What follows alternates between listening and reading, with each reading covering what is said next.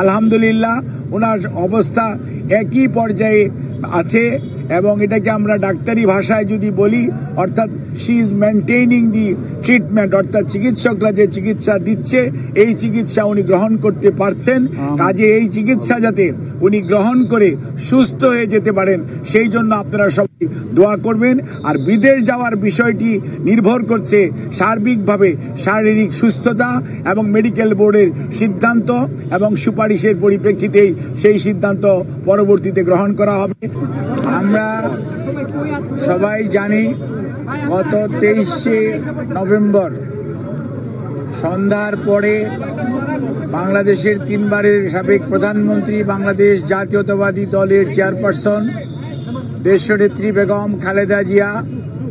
কে উনার শারীরিক পরীক্ষা নিরীক্ষা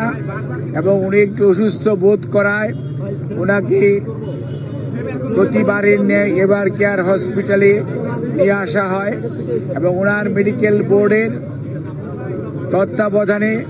কিছু পরীক্ষা করার পর ওনাকে ওই দিন রাত্রে এখানে ভর্তি করা হয়। পরবর্তীতে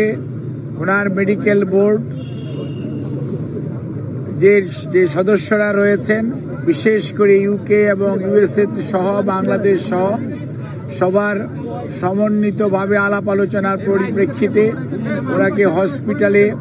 বেশ কয়েকদিন রাখার ব্যাপারে সিদ্ধান্ত হয় এবং ওনার আরও কিছু ব্যাপক পরীক্ষা নিরীক্ষা করে পরবর্তী চিকিৎসা কার্যক্রম গ্রহণের সিদ্ধান্ত হয় এবং ওনার শারীরিক যে সকল পরীক্ষা নিরীক্ষা করা হয় সেই সমস্ত পরীক্ষা নিরীক্ষার রেজাল্টের ফলাফলের ভিত্তিতে চিকিৎসকগণ সিদ্ধান্ত গ্রহণ করেন যে ওনাকে আরও নিবিড় তত্ত্বাবধানে চিকিৎসা করা প্রয়োজন এবং সেই লক্ষ্যেই গত 27 তারিখ অর্থাৎ 27 তারিখ সকালবেলা ওনাকে ক্রিটিক্যাল কেয়ার ইউনিট বা সিসিইউতে ওনাকে স্থানান্তর করা হয় এবং এখানে professor doctor Shahabuddin Talukdar, professor doctor FM Siddiqui, professor doctor Nuruddin Ahmed, professor doctor Ziaul Haque এবং doctor Zafar Iqbal, professor doctor Abu Zafar Mohammad Saleh, professor doctor Masum Kamal এবং professor doctor FM Siddiqui, professor doctor Nuruddin Ahmed, professor doctor AQM Mohsin, professor doctor Shamsul Arefin সহ বাংলাদেশের বাইরে থেকে, আমেরিকা থেকে professor doctor Habibur Rahman, professor doctor Rafiquddin Ahmed, professor doctor Hamid Rob এবং professor doctor Hamilton, আর UK থেকে professor doctor Patrick Kennedy and professor doctor Jennifer cross এবং সর্বোপরি ভারপ্রাপ্ত চেয়ারম্যান জনাব তারেক রহমান সাহেবের সহধর্মিনী ডক্টর জুবাইদা রহমান, উনি একজন কার্ডিওলজিস্ট, উনি সহ ওনাদের সবার সমন্বিতভাবে আলাপ আলোচনার পরিপ্রেক্ষিতে ওনার 27 তারিখ থেকে ওনাকে ক্রিটিক্যাল কেয়ার ইউনিটে রেখে চিকিৎসা দেওয়া হচ্ছে এবং ওনাকে 23 তারিখে ভর্তি করা এবং পরবর্তীতে চিকিৎসা কার্যক্রম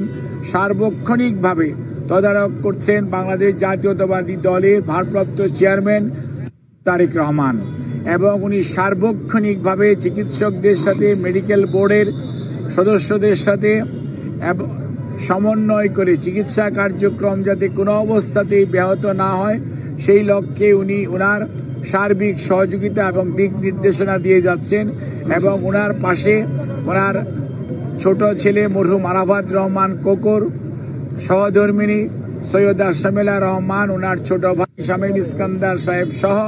ওনার অন্যান্য সকল আত্মীয় স্বজন, বাংলাদেশ জাতীয়তাবাদী দলের মহাসচিব জনাব মির্জা ফখরুল ইসলাম আলমগীর এবং সিনিয়র স্থায়ী কমিটির সকল নেতৃবৃন্দ সহ দলের সকল স্তরের নেতা কর্মীদের সবার সার্বিক সহযোগিতায় এবং এভার কেয়ার হসপিটালের চিকিৎসক কর্মকর্তা এবং নার্স তাদের সবার সহযোগিতায় ওনার চিকিৎসা এখানে চলছে। ওনার চিকিৎসার ব্যাপারে আমরা ইউকে এবং kingdom of Saudi Arabia as well as the Singapore এবং দি পিপুলস রিপাবলিক অফ চায়না এবং আপনার আমেরিকার জন হপকিন্স এবং মাউন্ট সিনাই সহ বিভিন্ন হাসপাতালের চিকিৎসকদের যৌথ আলাপ আলোচনার ভিত্তিতেই ওনার চিকিৎসা এখানে অব্যাহত আছে এবং ওনার চিকিৎসা অব্যাহত থাকবে। আমরা আপনাদের মাধ্যমে দেশবাসীর কাছে এবং সকল মানুষের কাছে ওনার সুস্থতার জন্য আমরা দোয়া চাই। দলের মহাসচিব এবং দল থেকে আগে জানানো হয়েছে, দোয়া চাওয়া হয়েছে। অনেক মানুষ, প্রধান উপদেষ্টা সহ উপদেষ্টা মণ্ডলীর সদস্যরাও অনেকে ওনার জন্য দোয়ার জন্য দেশবাসীর প্রতি আহ্বান জানিয়েছেন, সেজন্য আমরা কৃতজ্ঞতা প্রকাশ করছি। অন্যদিকে আমরা ওনার সুস্থতার জন্য আপনাদের মাধ্যমে সবাইকে অনুরোধ করব যে এই হসপিটাল একটি হাসপাতাল, এখানে দেশনেত্রী বেগম খালেদা জিয়া ছাড়া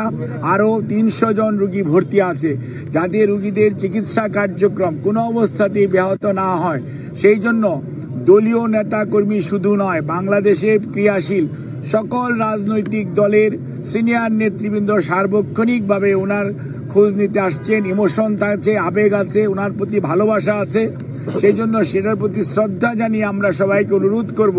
হসপিটালে যথাসম্ভব কম ভিড় করে আপনারা যার যার অবস্থানে থেকে যার যার ধর্ম অনুযায়ী মহান রাব্বুল আলামিন এর কাছে ওনার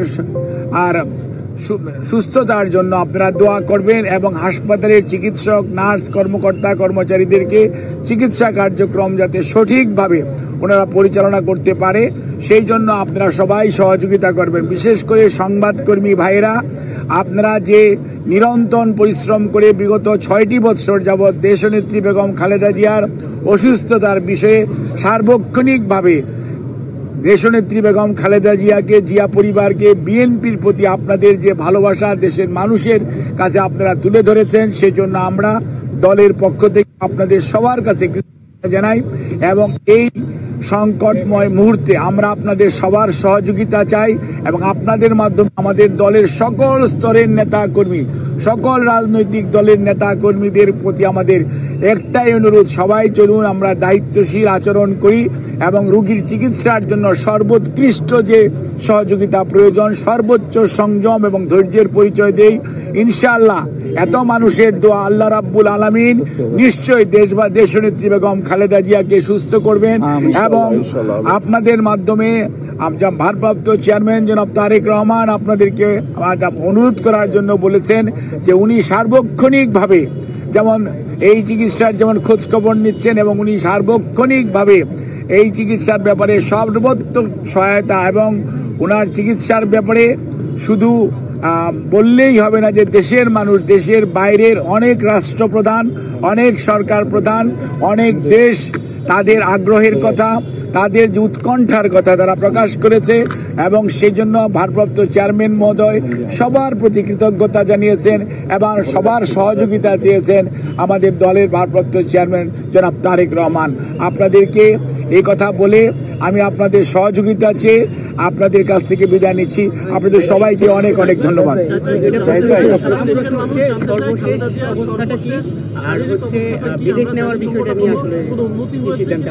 কেমন আছেন?